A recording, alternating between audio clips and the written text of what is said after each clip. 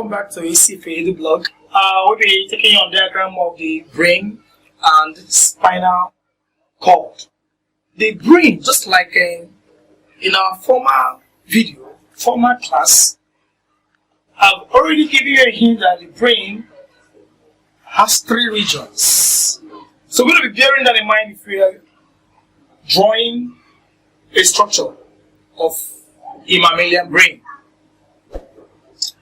I'm going to start with the structure of the small mammal, rat's brain, and then we're going to look at the human brain and see kind of the comparison between that. So I'm going to be starting with this structure of this brain. Alright.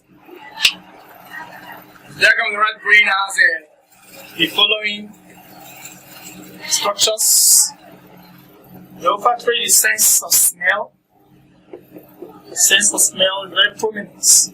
It is anteriorly located on the posterior cerebral hemisphere. Both the anterior cerebral hemisphere and posterior cerebral hemisphere can be referred to as cerebral hemisphere or cerebrum. Then, these are forming the parts of the forebrain. This is the midbrain. About these are 4 parts of the midbrain. The vermis that is connecting this first part of the brain and the down part of the brain with a balance of the flocculus. And then we have these 2 as the hinge brain, and then running down from the central axis is the spinal cord and the first spinal nerve. This is a diagram of the brain of a small mammal, rabbits.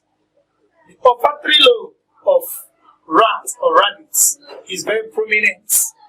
That's why this part of this portion of the brain can be used to adjudge why this organism, rats, is more well suited or adapted in any of its given environments. Rat most times is an enemy of any part of organism. Everybody wants to get rats out of his way.